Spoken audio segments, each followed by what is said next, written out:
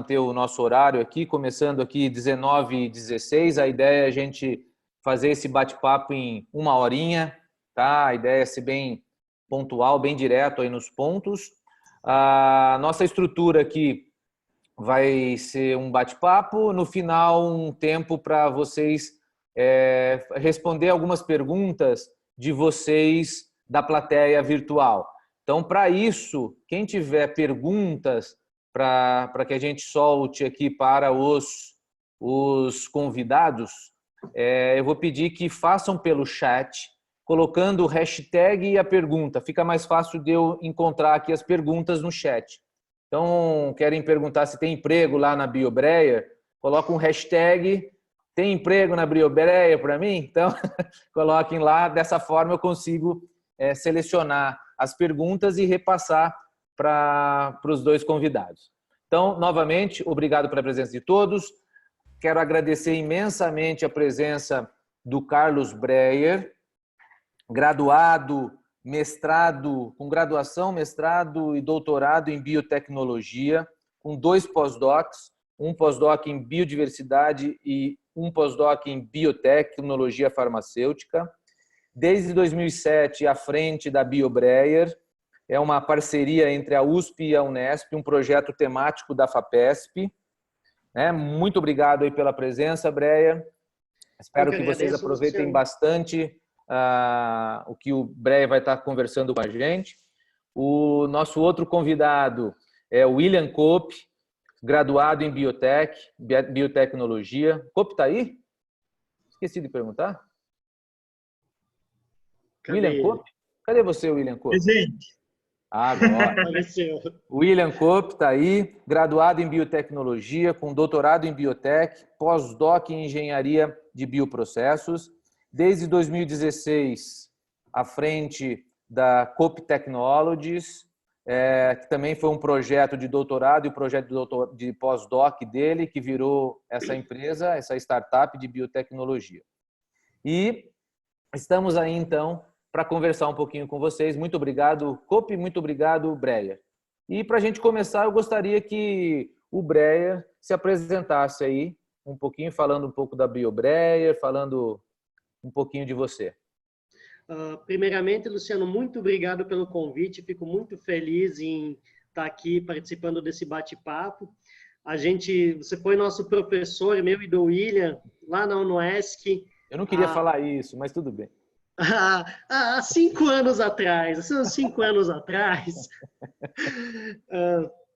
então a gente já se conhece. O Kopp também foi meu colega de faculdade lá em Santa Catarina, então já é uma história longa aí de parceria.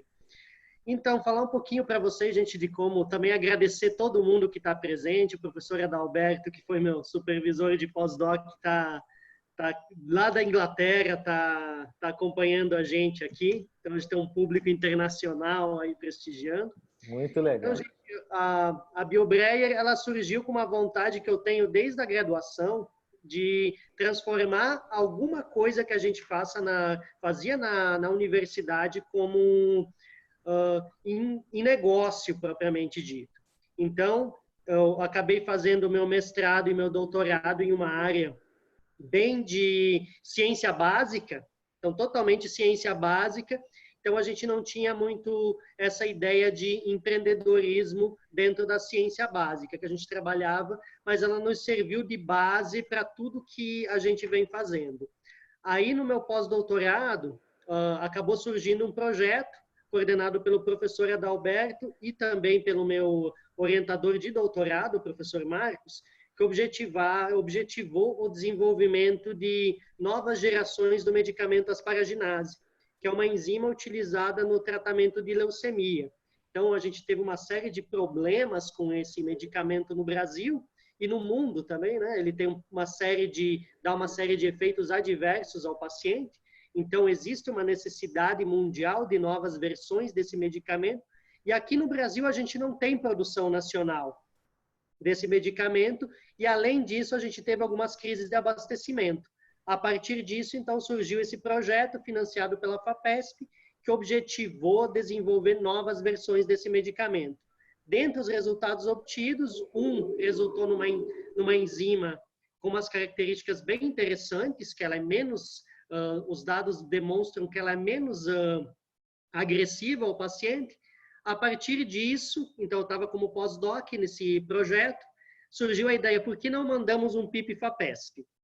Então, a partir disso que surgiu a empresa, a gente mandou um PIP, ele foi aprovado, a partir disso começamos a empresa e acabamos em um outro mundo, que a gente tem uma diferença muito grande do que a gente vive na universidade, no dia a dia, e o que vivemos na empresa. Então, a partir disso, esse PIP foi aprovado, incubamos a empresa no Parque Tecnológico de Santos, desenvolvemos esse PIP fase 1, agora estamos com fase 2 aprovado, está em fase de contratação pela FAPESP, onde a gente desenvolve um processo piloto para a produção desse medicamento.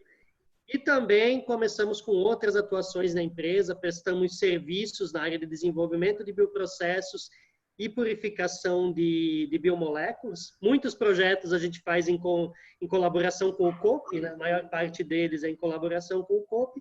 E também estamos com outros projetos, incluindo o kit de detecção de COVID por PCR em tempo real, a gente está iniciando agora.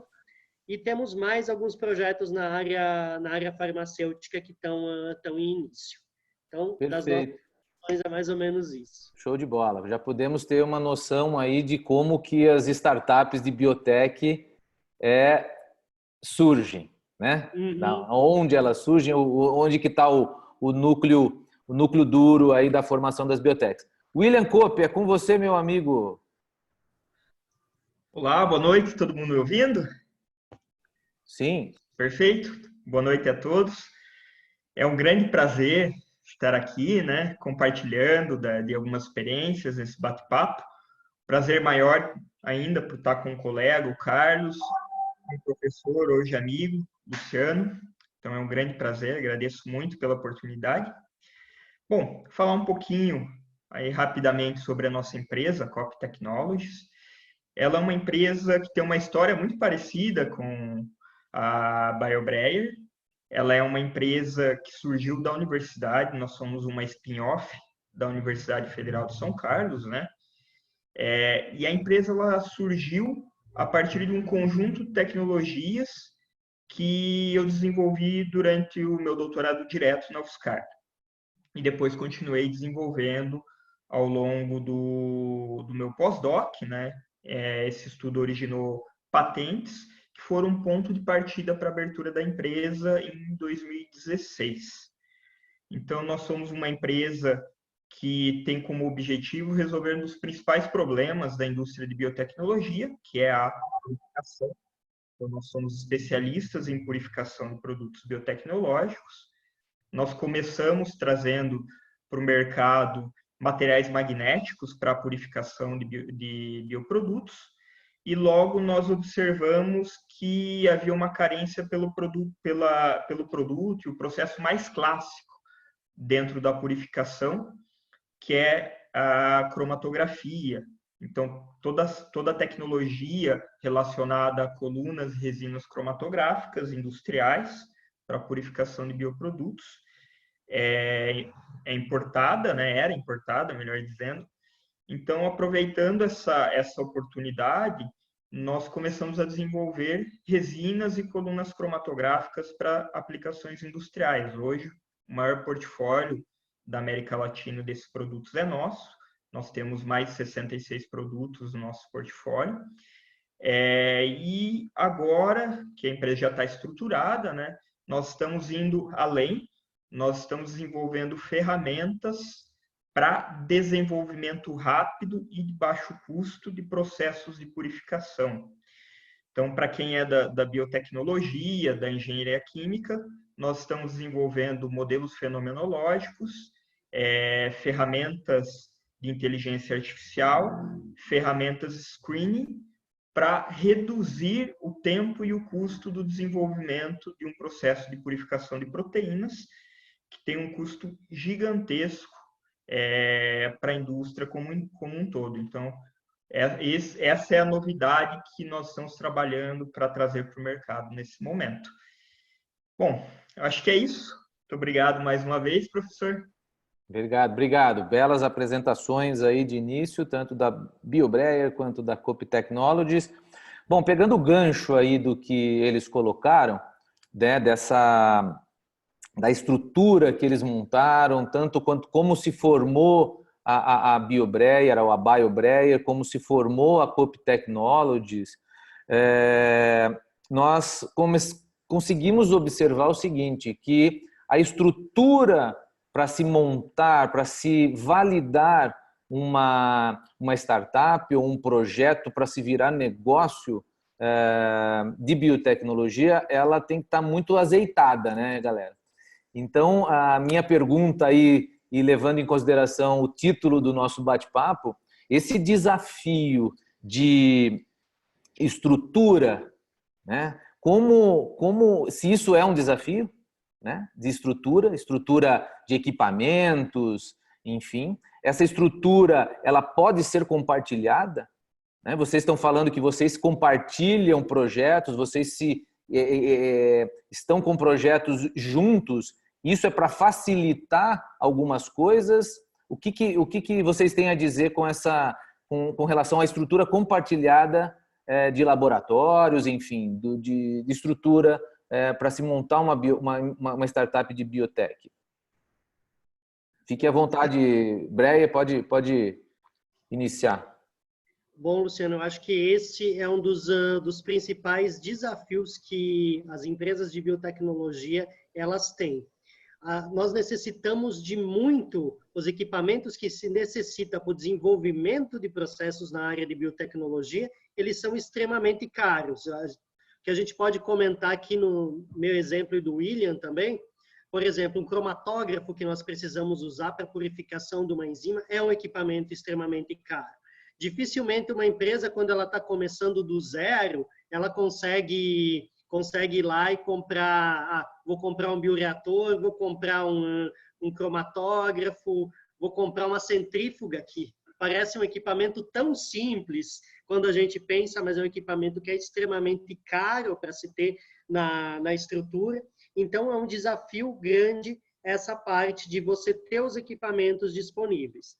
Como a gente faz atualmente? A gente acaba o quê?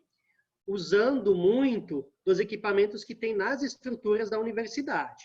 Então, a gente tem amigos, ex-orientadores, ex-supervisores, que a gente acaba tendo uma proximidade e estão envolvidos nos nossos projetos e acabam auxiliando e nos deixando usar esses equipamentos. Então, existem algumas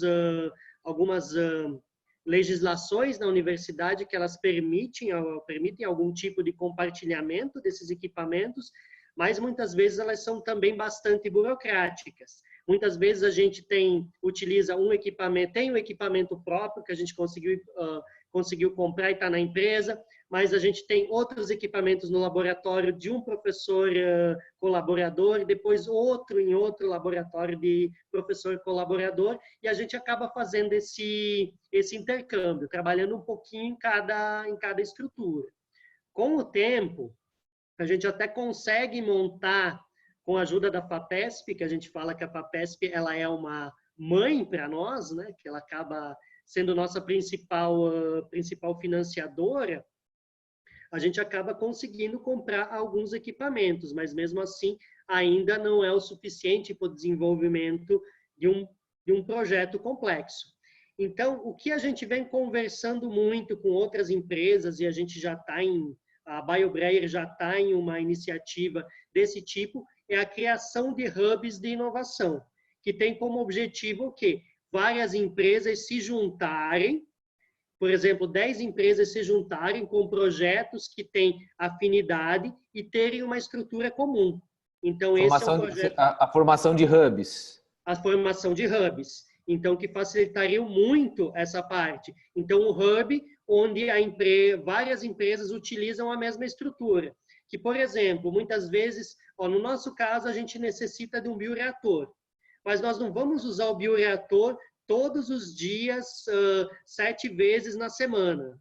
todo dia, toda semana, 7 dias. Ele vai ficar parado uma boa parte do tempo. Então, muitas vezes, outras empresas podem estar utilizando no espaço compartilhado, outras empresas estão utilizando esse equipamento. Legal. E aí entra um outro detalhe, que você ter esses equipamentos e pagar toda a manutenção e o custo fixo desses equipamentos todo mês é caro. Se você divide isso entre várias empresas, você consegue baixar o custo. Legal. Muito bom. O Copi, como é que você vê essa formação de hubs que o Breyer colocou?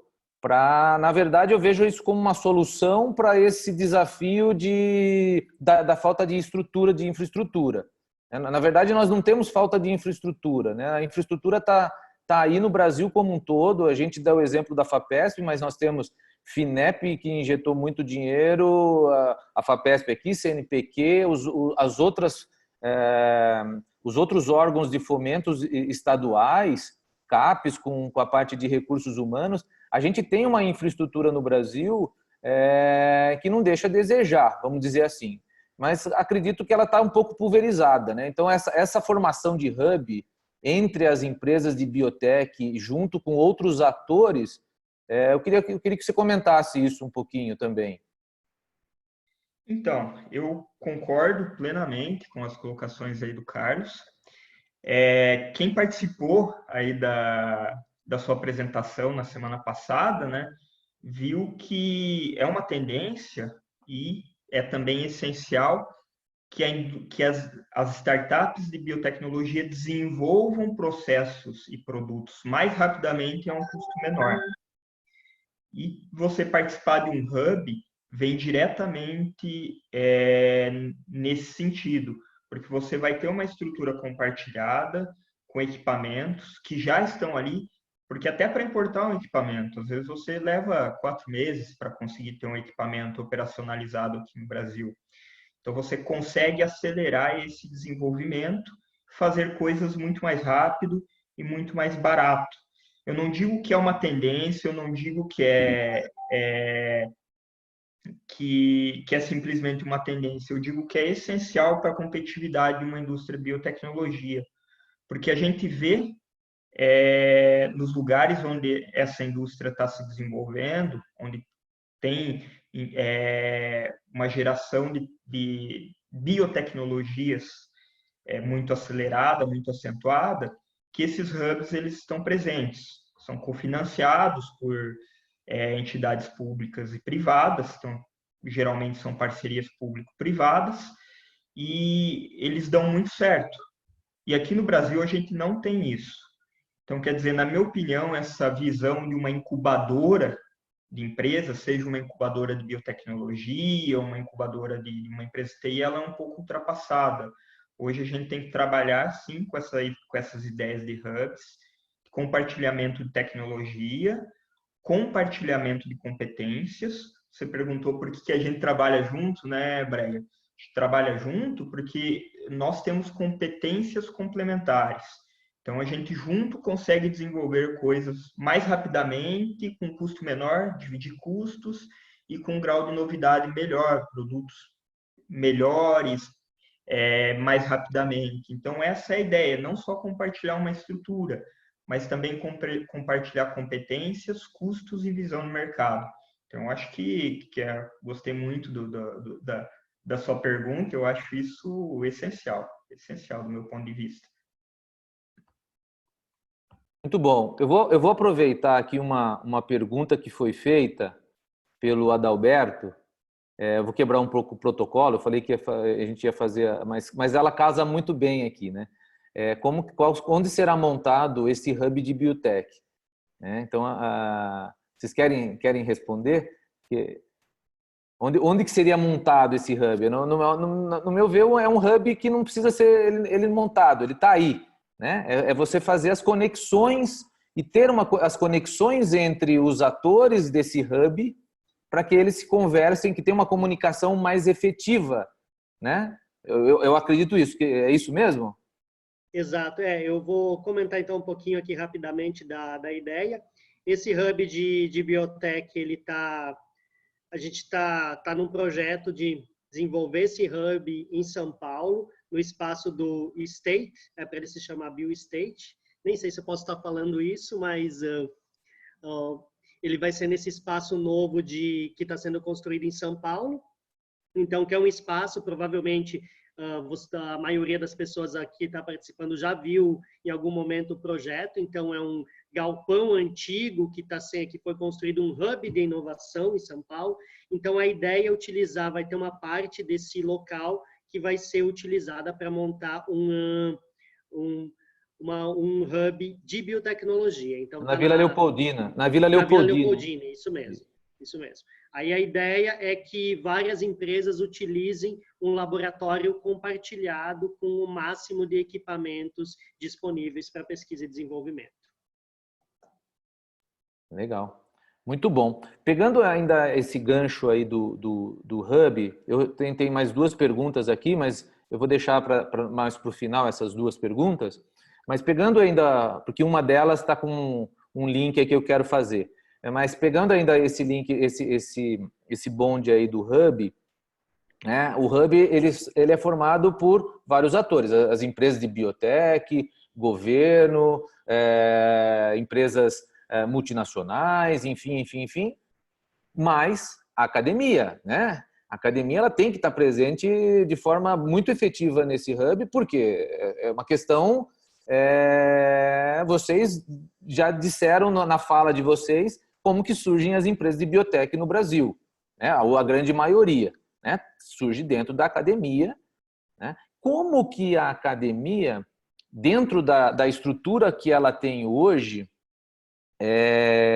ela pode estar ajudando, vocês já colocaram que a partir de laboratórios, etc., mas tem um porém aí, eu acho que, na minha opinião, tem alguma coisa que falta azeitar com relação a essa parte de laboratórios, a infraestrutura dos laboratórios. Ainda eu não consigo chegar até um produto totalmente certificado, né? A gente já conversou algumas vezes sobre isso, né? Eu chego num produto, mas ele foi desenvolvido dentro de um laboratório, dentro de um projeto de pesquisa de mestrado ou doutorado, num laboratório não foi certificado, por exemplo, né? Eu queria que vocês comentassem um pouquinho sobre esse detalhe. Então, esse é um dos grandes desafios que a gente enfrenta, é a parte de certificação. Então, ter a certificação, que muitas vezes você tem um produto, não adianta o produto, na verdade, quando a gente começa a pensar no seguinte, um conceito que o produto não é o produto. O produto ele só vai ser um produto de fato quando ele for certificado, tiver aquele selo falando, a Anvisa te falando, ó, esse seu produto ele pode ser utilizado como medicamento, esse seu kit ele pode ser utilizado para fazer um diagnóstico humano, um diagnóstico animal. Então, esse é o grande desafio. Então, a gente acaba trabalhando muito com a universidade. A gente tem toda a estrutura, mas, na maior parte dos laboratórios, a estrutura não...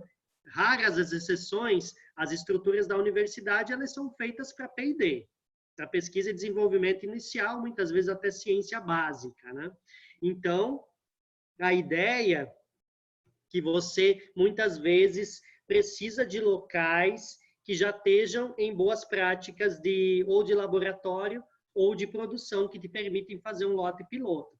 Mas, assim, tem que existir, a ideia é existir esse intercâmbio entre, muitas vezes, esses hubs de inovação já com estrutura em boas práticas, junto com a universidade, para estar te trazendo know-how, estar te trazendo uma consultoria de professores para te acompanhar, porque ela é necessária, muitas vezes testes adicionais da universidade, que um ponto importante, a Anvisa, as pessoas muitas vezes têm um medo enorme da Anvisa, é um bicho de 7 cabeças, mas eles têm uma abertura muito boa para estar conversando com as empresas.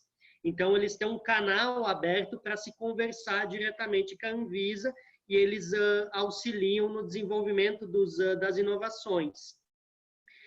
Breia, posso fazer uma observação? Sim. Aproveitando seu gancho aí. Bom, então é o seguinte, a gente tem um universo, Quando a gente fala de hubs, a gente tem que, quem dirige o hub, ele tem que estruturar esse hub para ter empresas com competências sinérgicas. Então, não é um aglomerado de empresas que vão fazer a mesma coisa, que vão competir entre si. Se a gente for pegar algumas incubadoras temáticas, tem o exemplo aqui do Supera, aqui em Ribeirão Preto, a Biominas, e se você for pegar os perfis das empresas, o que elas fazem, elas são empresas que, tem muitas empresas ali que elas fazem a mesma coisa, elas competem entre si. Para um hub realmente funcionar, tem que ser um modelo como é na China, por exemplo, onde você tem um hub de empresas, mas essas empresas elas são escolhidas porque elas trazem competências complementares. Então, qual que é o fluxo de trabalho de um desenvolvimento de um produto biotecnológico, uma proteína, por exemplo? Eu preciso desenvolver o meu clone, eu preciso fazer uma seleção de um gene interessante, então eu posso ter uma empresa voltada para isso, uma empresa especialista em biomol que vai fazer a clonagem desse micro-organismo, outra empresa especialista em produção, uma empresa especialista em purificação, e tudo isso dentro de uma estrutura que permita esse fluxo de trabalho de uma forma otimizada e rápida. Então, a gente discutia outro dia essa questão do Covid-19, que algumas coisas que os chineses levaram um mês para fazer, a gente levaria mesmo tendo uma estrutura e competência aqui no mínimo um ano, porque a gente não tem essa organização, a gente não tem cadeias produtivas locais, nossas cadeias produtivas locais são quebradas, inclusive para insumos para P&D. Então, a gente tem que pensar, um hub é uma coisa esperta, é algo que funcione de forma sinérgica e não de forma competitiva. E, do meu ponto de vista, a gente poderia montar um hub, como o Luciano sugeriu, juntando equipamentos que estão em vários lugares diferentes, mas o interessante é ter isso, é mais eficiente ter isso num mesmo espaço físico.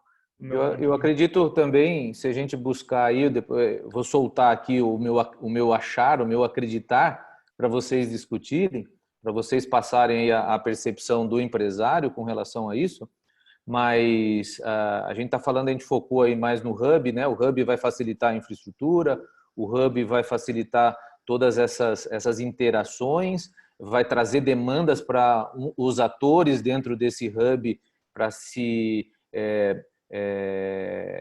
melhorarem tecnologicamente, melhorarem as suas estruturas com relação às certificações e todo mundo ganhar, né? Vocês acreditam que a formação desses hubs vai ajudar num ponto essencial no setor de biotech, que é a parte de investimento? Eu falo isso porque a gente vê alguns movimentos, eu falei um pouco na semana passada, né? Essa comparação entre as startups de biotech com as startups de tecnologia de 10 anos atrás. Né? Há 10 anos atrás, as startups de tecnologia começaram a ter maior facilidade de colocar os seus produtos à prova do mercado, facilidade de grana, facilidade de tempo, porque os componentes, os insumos estavam num processo de queda de custo, de valores, né? Então se gastava menos. Com isso, as startups de tecnologia, elas começaram a criar algumas musculaturas mais interessantes para o olhar do investidor, né? Então, isso é um ponto. O lado da biotech, isso está começando a ser relacionado com o que estava acontecendo com as startups de tecnologia há 10 anos. Hoje, já existem movimentos, muito mais fora do que aqui, mas já tem soluções que facilitam a vida das startups de biotech de colocar o produto na rua com maior rapidez, velocidade e criar essa musculatura, né? O que causa para o investidor uma certa tranquilidade, vamos pensar assim. Não é a palavra mais correta, mas ele começa a olhar falando assim, pô, ele já está com uma certa musculatura, então eu consigo investir e ver o meu dinheiro sendo empregado no giro, na comercialização, onde ele quer ver. Ele não quer ver o dinheiro parado no equipamento, mas sim ele quer ver o dinheiro gerando mais dinheiro, né? Então, vocês veem também com essa formação de hub. E aí eu extrapolo o hub para o hub de investidores, né? Então, eu tenho vários investidores que, ao invés de um investidor botar X milhões em vocês, ele vai colocar tantos mil, mas com um hub de investimentos, né? O que vocês têm a dizer aí? Bom, Quer começar, então... Copy, dessa vez? Deixa eu complementar, eu vou emendar duas coisas. Além do investimento, o outro ponto que é a comercialização. Aí eu pego esses dois pontos, a parte do investimento e a parte de comercialização de colocar no mercado. E aí eu deixo com você. Perfeito. Bom, fazer uma consideração rápida, até tem uma pergunta aqui do Newton, né? Como lidar com PI dentro de um ambiente de hub? Então, isso é algo que vem de encontro com isso, né? Se você vai desenvolver em conjunto, como você vai lidar com a tecnologia, com os produtos de forma conjunta? Então, isso, na verdade, é muito simples. Como a gente faz, eu, Breyer, outras empresas que nós temos parceria, a gente senta e monta um contrato. Tecnologia, a gente vai dividir o trabalho para desenvolvimento da tecnologia, então a tecnologia ela é compartilhada. Empresa A ou empresa B pode ter prioridade para produzir e tal, senta, negocia, faz a redação do contrato. Simples. E quanto à questão dos investidores, do meu ponto de vista, isso diminui risco para o investidor. Sempre que um negócio ele é menos arriscado, ele é mais fácil de você conseguir os recursos e é mais interessante para o investidor. Então, isso reduz riscos, mas é claro que tudo tem que estar bem certinho, no papel, tem que ter um acordo bem feito, né? O aperto de mão ele é importante, né? Mas o contrato é mais ainda, porque uma empresa que cresce, né? Às vezes uma relação pessoal, ela entra investidor, entram outras pessoas, uma participação societária e as coisas começam a mudar. Então, só ter contrato certinho, tudo certinho que as coisas funcionam. Parceria para venda.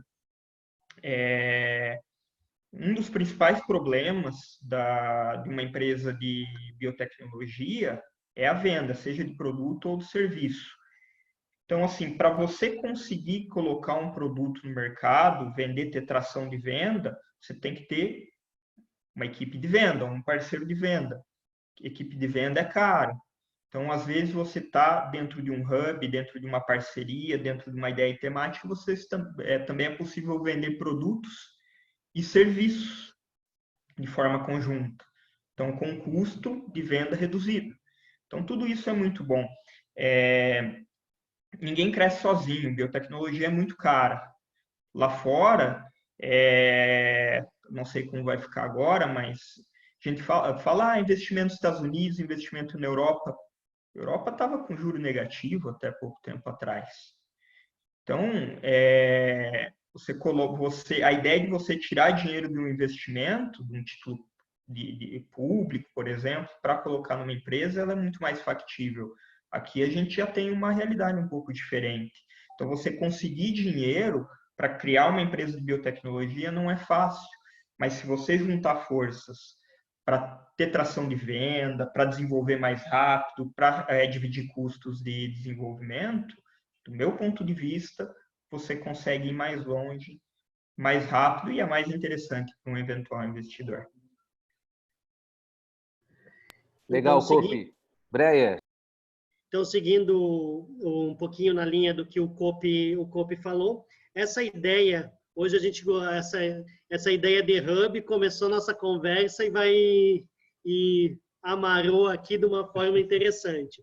Como o hub acaba sendo importante nesse caso. Então, você pode trazer investidores não para investir naquele projeto único, e sim naquele grupo de empresas que faz parte desse hub, proporcionando uma estrutura. Então, não é você chegar para o investidor, ó, você quer assumir o risco desse meu projeto aqui que eu vou fazer uma prova de conceito?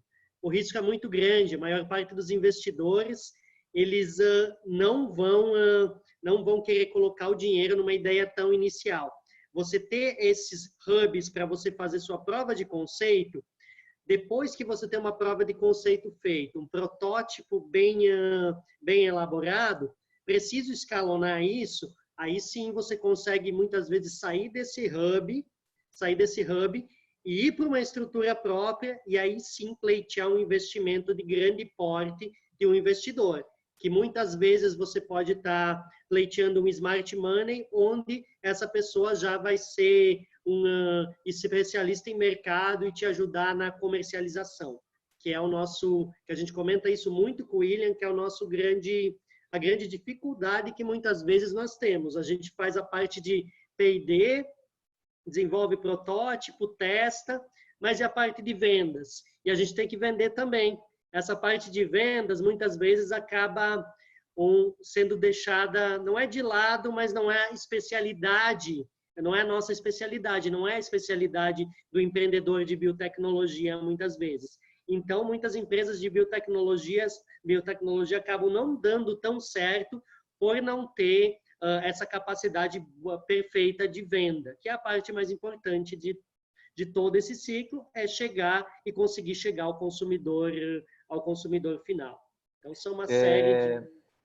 Ótima aí a colocação. Eu vou pegar esse gancho aí da venda, da comercialização. Eu quero que vocês comentem aí com os nossos telespectadores a seguinte coisa. Vocês têm um case aí interessante, recente, dos kits para COVID, né? Né? Não é isso? Uhum. Tá. Eu gostaria que vocês comentassem aí comentar esse case, porque faz todo sentido numa formação, se você tem aí uma estrutura bem organizada para se fazer um produto em um tempo mais curto, né? Se tivesse uma conexão maior, uma comunicação maior dentro dessa cadeia de valores, dentro dessa cadeia, talvez vocês estivessem aproveitando, não digo a palavra aproveitando, mas trazendo soluções de forma mais rápida no momento que a gente está vivendo. Vocês poderiam comentar?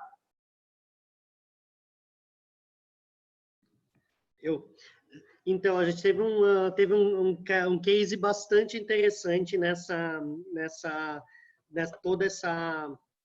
esse problema do Covid. A gente percebeu um problema que a gente foi recebendo por e-mail, vários e-mails, várias solicitações de falta de insumos para fazer exames via PCR. Então, a gente falou, peraí, o que está faltando? Vários e-mails de pesquisadores procurando kits de extração de RNA. Aí, já com o William, há um tempo atrás, a gente conversou, seus materiais que você desenvolveu, que a COP desenvolve, a gente pode pensar em utilizar eles para desenvolver alguns kits de purificação de DNA. É perfeito, os materiais eles se adequam exatamente ao que precisa para fazer purificação de DNA e RNA.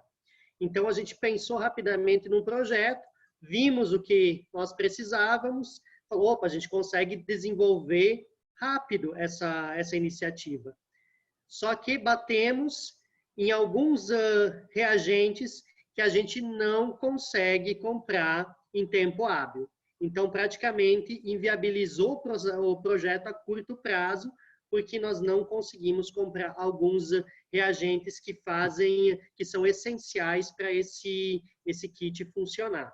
Então, por falta de uma cadeia produtiva. Se talvez nós tivéssemos uma cadeia produtiva melhor de biotecnologia no Brasil, talvez nós conseguíssemos fazer isso num tempo hábil. Por exemplo, eu tive outra coisa que a gente olhou, vamos tentar produzir um kit de ELISA para COVID também. A gente começou a pensar o que faltava, listamos, ou não, a gente também não vai conseguir fazer isso em curto prazo, porque a gente não vai conseguir as coisas necessárias. Aí eu comecei a pesquisar na China o que tinha pronto lá. Então, são empresas de biotecnologia que são startups para o mercado chinês, mas são empresas gigantescas que têm um poder de desenvolvimento. Em meses, eles conseguiram, cada empresa tinha 3 versões de kits de ELISA para COVID, desenvolvidos e no mercado, já comercializando em escala global. Então, por conta da cadeia produtiva deles, que eles têm todos esses insumos nas mãos, né, a pronta entrega para eles fazer pesquisa e desenvolvimento e produção, né? Não só isso, não só P&D, produção também. Muito bom. Só complementando aí do Carlos, né? Se a gente tivesse alguns reagentes que a gente não conseguiu comprar aqui, hoje a gente já estaria conseguindo produzir, com a estrutura que nós temos, kits para 2.000 extrações de RNA do COVID por semana. Então, um reagente, por falta de cadeia produtiva local, é um reagente que sumiu do mercado mundial. A gente não conseguiu levar essa ideia para frente. E eis a importância de se ter cadeias produtivas locais bem organizadas e bem montadas. Bem estruturadas. Ótimo. Nós estamos caminhando aqui para o final e eu gostaria de aproveitar algumas questões aqui da plateia, né? E uma delas é de um amigo aí nosso, William Cope e Carlos Breyer. Não sei se vocês lembram do Gabriel Olivo Locatelli, né? Valeu, Gabriel, pela presença aí. O Gabriel, ele está sendo sucinto aqui na pergunta dele, os grandes desafios, os principais desafios que vocês, as principais barreiras, desafios que vocês tiveram no momento de abertura da empresa de vocês. E eu vou além, né? Eu vou pegar um pouquinho como que surgiu a ideia de vocês abrirem. Na verdade, vocês já falaram, mas quais são essa barreira aí de entrada, quais as principais barreiras? Cope, começa? Pode ser. Bom, isso é bem simples, assim. Na verdade, o principal problema mesmo é acesso a recursos. Então, brincar de empresa de biotecnologia não é barato. Mesmo numa organização de hub, você precisa de recursos.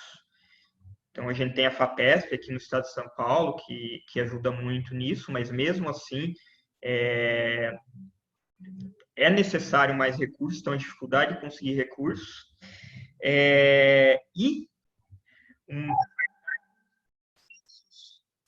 De uma empresa, porque o ciclo do desenvolvimento de tecnologias voltadas para a biotecnologia é um ciclo longo. Dificilmente alguém vai conseguir fazer que já não tenha uma estrutura montada, como a gente tem, vai conseguir montar uma estrutura e desenvolver um produto e colocar no mercado antes de 2 anos. Então, você tem que pagar seu aluguel, o aluguel do local que você está, o contador, licença da prefeitura, da Receita Federal, R$80 por mês que o Banco do Brasil cobra para você ter conta no banco, o seu aluguel, a sua comida. Então, os custos fixos, eles pesam muito para uma empresa de biotecnologia. E uma empresa de biotecnologia é um trabalho full-time. Não adianta, eu vou trabalho em algum lugar e eu vou ter uma empresa. Não, isso não vai dar certo. Não perca seu tempo. Uma empresa de biotecnologia é um trabalho full-time. Você tem que estar todo dia ali. Eu, pessoalmente, trabalho de 10 a 12 horas por dia, todo dia. E então, essa questão de acesso a recursos para montar a estrutura e para custear os custos fixos durante o ciclo de desenvolvimento do produto são barreiras de entrada muito grandes. E algo que eu colocaria também é a falta de conhecimento de como funciona uma empresa. Os profissionais de biotecnologia eles não têm esse conhecimento. E conhecimento de legislação. Como a gente já falou aqui, tem várias perguntas relacionadas à legislação, Anvisa. Então, uma pergunta que alguém, quando vai montar uma empresa de biotecnologia, tem que se fazer é: o que eu preciso para vender o meu produto? O que eu preciso ter de licenças para comprar os meus insumos? Nós, por exemplo, temos licença da Polícia Federal. Provavelmente a gente vai ter que tirar uma licença do Exército agora, porque tem alguns reagentes que a gente compra que a gente descobriu depois, podem ser utilizados para fabricar bombas. Então, o Exército ele controla a venda desses reagentes. Então, quer dizer, o que você realmente precisa? É muito difícil alguém que sai do meio acadêmico saber isso. A gente bateu muito a cabeça para descobrir, né, Breia? Então, se eu ranqueasse, para começar, os três principais desafios seriam esses. Muito bom, muito bom. Eu vou mudar a pergunta, Breia, você responde aí. Perfeito. Durante a sua pós-graduação, quem está fazendo a pergunta é o Wallace Santos, tá? E ele quer direcionar a pergunta para você mesmo. Então, por isso que eu cortei a tua resposta aí que o Cope já falou. Mas se você na pós-graduação já tinha uma visão empreendedora, né? Que momento que surgiu essa visão? Se já tinha essa visão? Se você já estava se preparando para esse momento, com disciplinas, procurando se inteirar do assunto, etc. E como a sua pesquisa ajudou no teu negócio? Então, na verdade, eu sempre gostei da parte de empreendedorismo e inovação desde a graduação. E ao mesmo caso do William, que a gente já se conhece desde essa época, a gente já pensava em no futuro ter empresa. Mas só que a verdade é a seguinte, a gente pensava em ter, mas nunca se preparou, eu pelo menos nunca me preparei para isso. Eu percebi isso, na verdade, na prática. Eu senti isso na prática. Eu pensei em muitos momentos que eu estava me preparando para isso, mas na verdade eu não estava. As disciplinas que a gente fez na pós-graduação de empreendedorismo e inovação, na verdade, elas deram uma visão, mas a prática é totalmente diferente.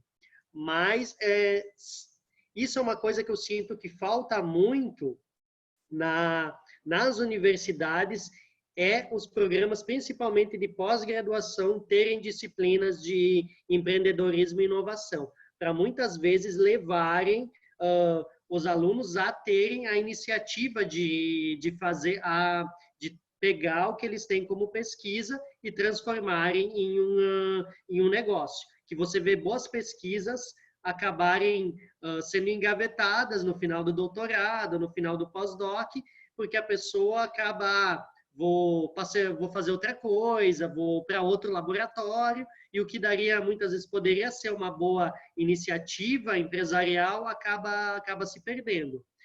Mas a parte para mim foi importante na parte da pós-graduação, durante o pós-doutorado, que eu trabalhei justamente com o que é o que a gente tem como projeto principal da empresa hoje. Então, isso ajudou muito, na verdade, acabou gerando a empresa, né? Não é que ele ajudou muito. A partir disso que a empresa existiu, se não fosse a pós-graduação, a empresa não iria existir. Só por isso, né? Tem uma pergunta aqui, eu acho pertinente, eu não sei de quem que é do iPhone. Né? Se o iPhone puder colocar ali quem é o iPhone, eu estou brincando aqui. Mas se vocês consideram os produtos de vocês uma demanda internacional?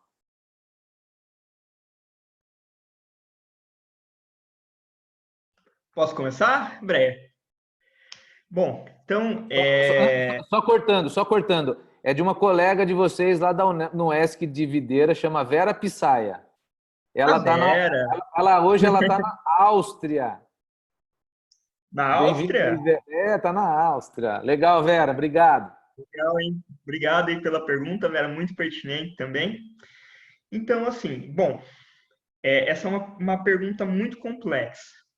Os produtos que nós desenvolvemos, eu eu falo dos produtos da nossa empresa, eles são essenciais para qualquer bioprocesso. Então, qualquer lugar que se realize um bioprocesso vai precisar de colunas e resinas cromatográficas para processo de purificação de alta resolução. Então, existe demanda, essa demanda é global. Lá fora, o que acontece é que você já tem algumas empresas estabelecidas que fornecem esses produtos. Então, quer dizer, fora do país, há uma demanda, a demanda é muito, muito maior que aqui, muito maior. Tem poucas empresas de biotecnologia no Brasil que realmente produzem produtos biotecnológicos. Nós temos muitas empresas de biotecnologia que prestam serviços, que realmente produzem, não são muitas. Então, a demanda aqui, na verdade, ela é reduzida. Esperamos que ela cresça no próximo ano. Lá fora é uma demanda muito maior, porém é uma competição muito maior. Então, nós chegamos num ponto em que produzir aqui para exportar pode ser um pouco complicado, porque os custos de produção aqui no Brasil, eles realmente são elevados. Quando você começa a colocar o custo da carga tributária, frete, nós temos um problema muito grande, a logística aqui ela é muito cara, então você começa a perder competitividade. Então hoje, eu não sei, com o dólar subindo, na verdade o dólar alto, para quem produz tecnologia localmente, ele é bom. Ele é bom, aumenta a competitividade. Então, com o dólar alto, talvez a gente pudesse ser competitivo lá fora. Com o dólar baixo, a única maneira de você ser competitivo e produzir para uma demanda no exterior é ter a empresa no exterior. Infelizmente, essa é a verdade. E aí tem os diferenciais. Por exemplo, hoje nós temos um portfólio bastante completo de produtos, mas nós estamos desenvolvendo alguns produtos agora, sim, que são muito diferenciados, que esses produtos, sim, nós esperamos que eles tragam uma competitividade maior em mercados mais competitivos, como um europeu, um mercado norte-americano. Então, isso é minha visão, né, do ponto de vista da nossa empresa, do que a gente produz. Legal. Breyer, como que a BioBreyer está nessa visão aí? Nessa visão, nosso projeto principal ele é o desenvolvimento de um medicamento. Então, é um projeto tanto quanto complexo, porque ele tem várias etapas, né? Então, se a gente pensar do ponto de vista de inovação desse medicamento, ele é uma inovação global. Nosso grande desafio é realmente transformar ele num medicamento de fato. E no momento que a gente conseguir transformar ele num medicamento, tudo indica que a gente tem um mercado global para explorar. Então, não sabemos ainda, a gente trabalha com 2 modelos de negócio nesse projeto, né, que é a transferência de tecnologia para uma outra empresa, uma farmacêutica já consolidada, ou, quem sabe, se surgir um investimento, um grande investidor para estar colocando dinheiro, nós mesmos produzirmos. Então, existem essas 2 possibilidades. Mas a gente tem indicação de inovação global, porque a gente acompanha muito o mercado e a gente vê que as empresas as farmacêuticas que procuram asparaginase, que é o que a gente produz para tratamento de leucemia, elas estão investindo em inovações com o mesmo foco. Você tem vários projetos, várias empresas interessadas em projetos desse tipo. Aí a partir desse projeto, a gente puxa outras inovações. Que a nossa ideia não é apenas ser uma empresa para esse projeto. Nossa ideia é desenvolver tecnologia, então ter o know-how para aplicar para outros biofármacos no futuro e outras enzimas de importância industrial. Enquanto isso, a gente começa a mexer também, o que a gente pode fazer a mais curto prazo? Então, enzimas farmacêuticas a longo prazo, enzimas de importância industrial a médio prazo, e a curto prazo a gente começou a trabalhar com essa ideia de produção de insumos para pesquisa e desenvolvimento mesmo. Então, para utilização em P&D, que aí a gente escapa um pouco da legislação da Anvisa e consegue monetizar a empresa. Então, são várias, a gente acaba jogando um pouquinho para cada lado para conseguir sobreviver. Legal. Tem uma pergunta aqui, nós estamos chegando já no finalzinho, já são 8h11 aqui no meu Cebola, mas vamos aqui. Tem uma pergunta que engloba uma outra, que eu vou responder uma e jogar para vocês a outra, certo?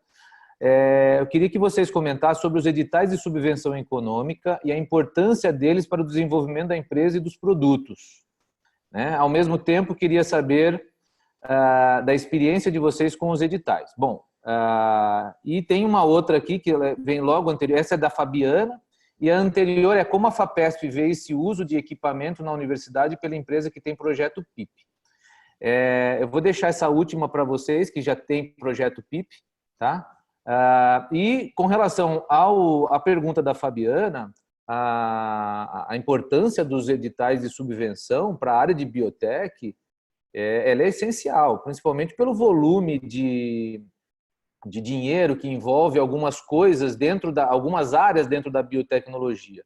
No Brasil, eu vou correr o risco de estar pecando pelo excesso, talvez, mas se não fossem esses editais de subvenção, tanto das agências de fomento locais, estaduais, quanto FINEP, eu acredito que muitos projetos ficariam na bancada.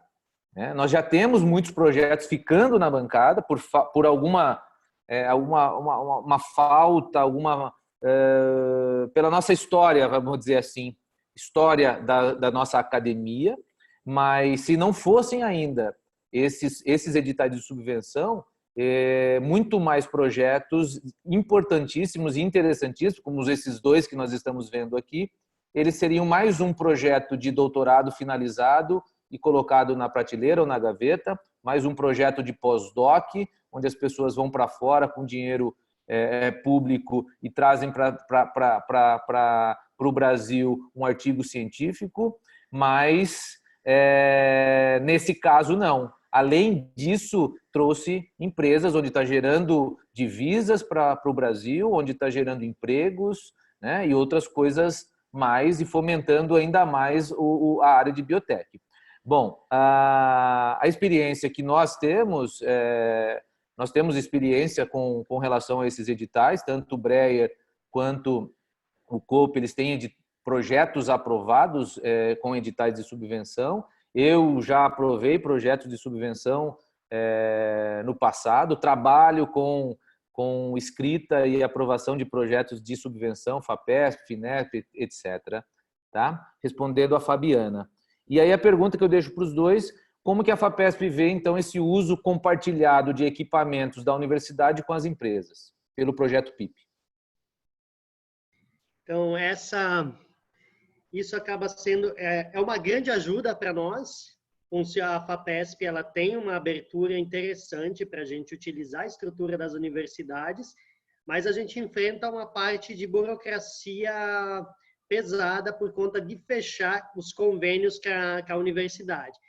Que como a FAPESP ela é uma empresa pública, então ela tem que, como nós temos que prestar contas para a FAPESP e a FAPESP tem que prestar contas para o Estado.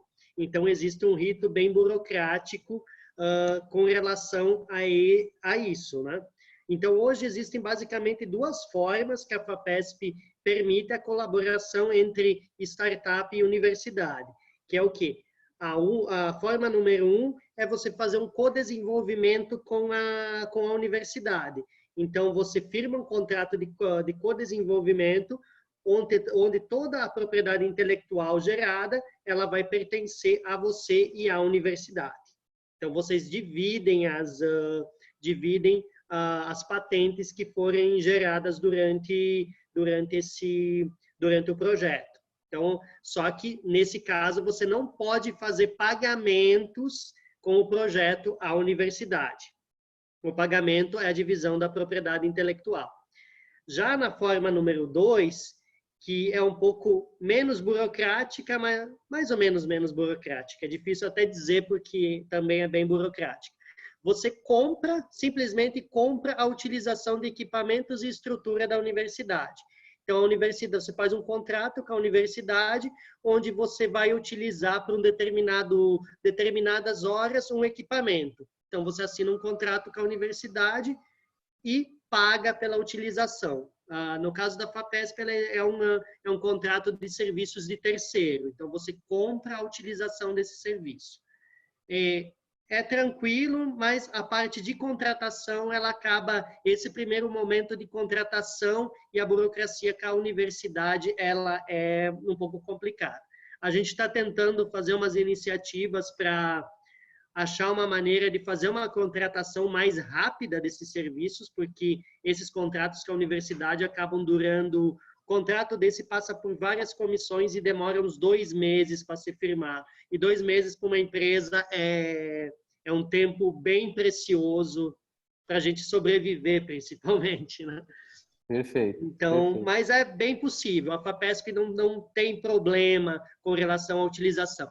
Só o que a FAPESP não quer, de maneira nenhuma, é que simplesmente você submeta um PIP e fique dentro da universidade como fosse um pós-doc. Então, você simplesmente, aprovei um PIP, agora eu fico lá no laboratório e vivo como um pós-doc do laboratório. Isso a FAPESP não quer de jeito nenhum. Ela quer que, de fato, você transforme aquilo em uma empresa. Perfeito. Cope, quer complementar aí rapidinho, que aí nós estamos estourando o tempo. Estourando o tempo. Então, bem rapidamente, primeiro só uma complementação sobre os editais de subvenção. Sem os editais de subvenção, não é possível você ter empresas de biotecnologia, nem aqui, em nenhum lugar do mundo, porque ninguém compra esse risco. Nenhum investidor vai comprar o risco de uma empresa de biotecnologia. Isso não existe no Brasil, não existe nos Estados Unidos, não existe na Europa. E lá também há subvenção para esses projetos. Então, se o governo quer, se um país quer ter uma empresa de base biotecnológica, ele tem que criar e fomentar editais de subvenção, porque o cara não vai tirar o dinheiro dele do título da dívida pública lá, que ele ganha no mínimo 15% ao ano sem fazer nada, para colocar numa empresa de biotecnologia. Nunca. Quanto à questão da FAPESP, né, do uso compartilhado de equipamentos, então, quando o PIP começou, né, era bem comum, tinha muita gente que abria empresa e ficava lá dentro da universidade, lá, nunca saía nada, pegava um projeto 2, ganhava graninha ali, não vendia nada, nenhum serviço, nenhum produto, ficava mamando ali na FAPESP, né, por assim dizer. Então, eles enxergaram isso, acabaram com isso, né, ainda bem. E, assim, realmente... burocrático, existem essas duas maneiras que o Breyer falou, né? Mas essa burocracia é da universidade, então varia muito de universidade para universidade. Aqui na UFSCar, que é onde eu tenho minhas principais parcerias, é muito menos burocrático do que na USP, muito mais rápido, não que não seja, mas o pessoal da agência de inovação ali fez um trabalho de reestruturação muito grande, pegando boas práticas, copiando algumas coisas da Unicamp, que é referência nesse quesito, sem dúvidas, e desburocratizou muito as coisas. Então, isso facilita bastante, aqui é super tranquilo fazer esse tipo de parceria com a universidade. Ainda tem que ir para a assinatura do reitor, e assim, para você ter tudo, você leva 15 dias, a assinatura do reitor 20 dias. Mas, enfim, são coisas da burocracia, é culpa dos romanos, né? Que começaram com essa brincadeira e até hoje estamos sofrendo com isso. Mas é possível, tem que ter uma desburocratização e eu espero que ela seja cada vez maior. Esse é um dos principais motivos do porquê empresas grandes não fazem parcerias com universidades, fica nesse limbo de burocracia, as coisas não andam e isso é inconcebível. Então é isso. Legal, isso dá pano para manga e dá pano para um outro bate-papo.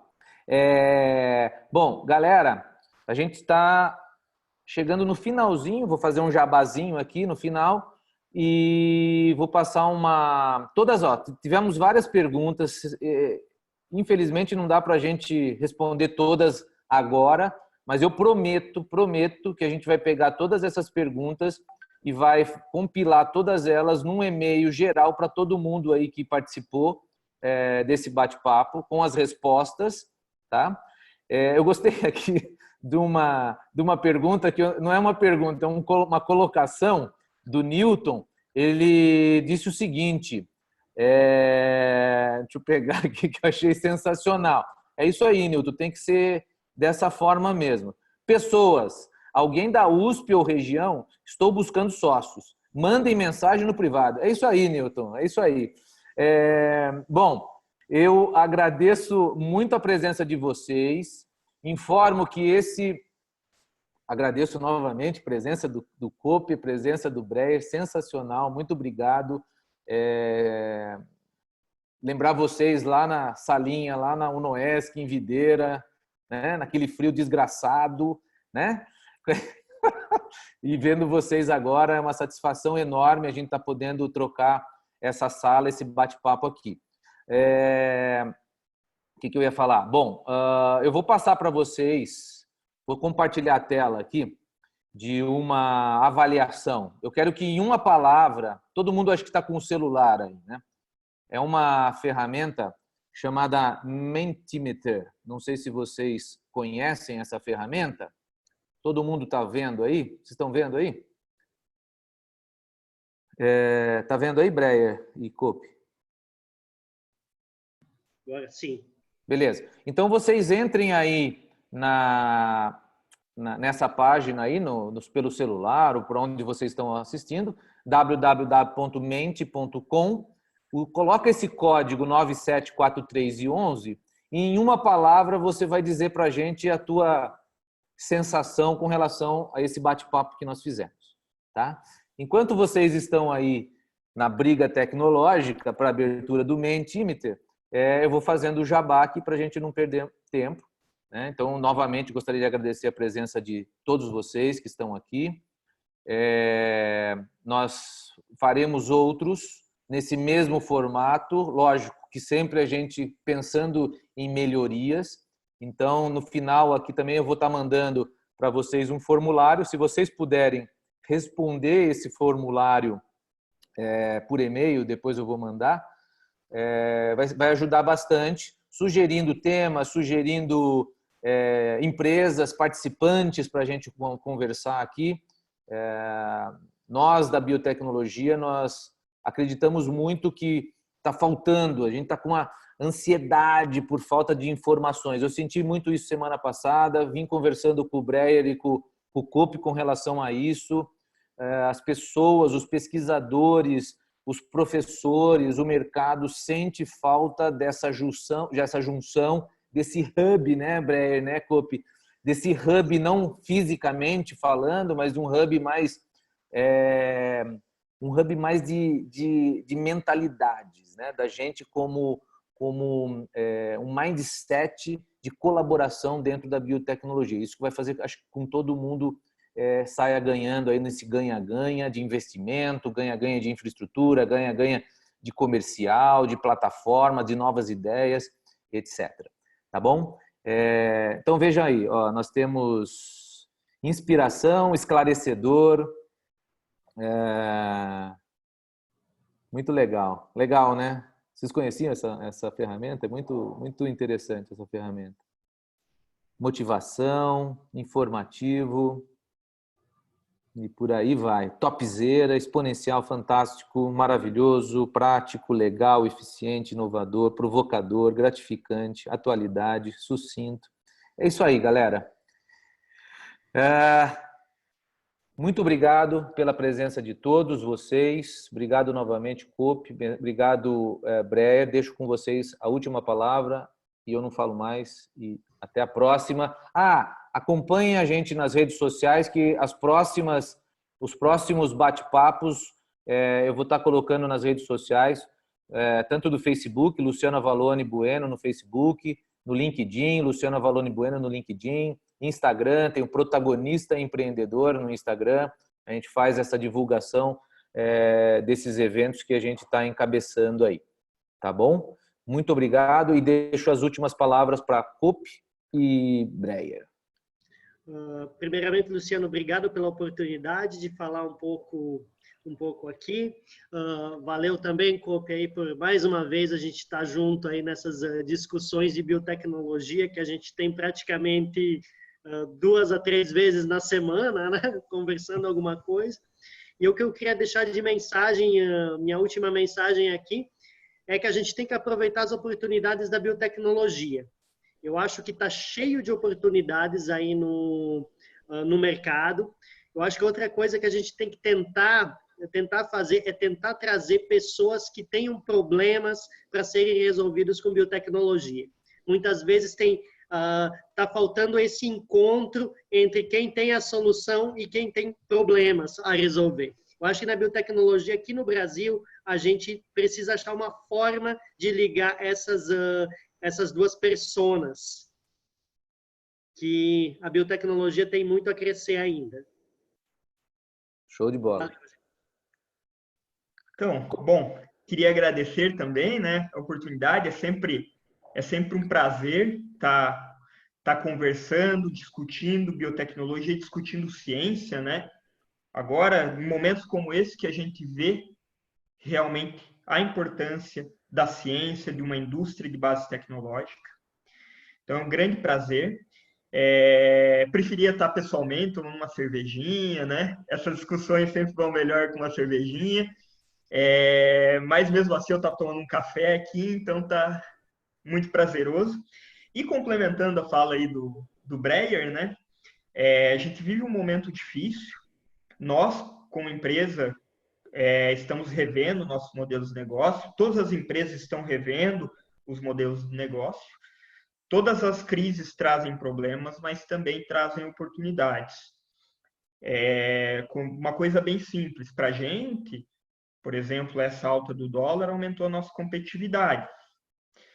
Então, coisas são produzidas no Brasil, tem maior oportunidade agora. Então, a gente tem que ver as coisas de um lado positivo, né? Esse é um momento de tentar sobreviver, tentar entender, fazer essa leitura do mercado e aproveitar as oportunidades. E, complementando também o que o Breyer falou, hoje nós estamos entrando na era da bioeconomia. Então, todos os processos que existem hoje, eles vão ser repensados do ponto de vista de sustentabilidade. E a biotecnologia, podem ter certeza absoluta disso, vai estar no centro dessa mudança de paradigmas na indústria. Então, é o nosso momento, está começando. Espero que o Brasil não perca o bonde. Esse é o meu maior medo, porque essa mudança ela vai vir, ela está vindo.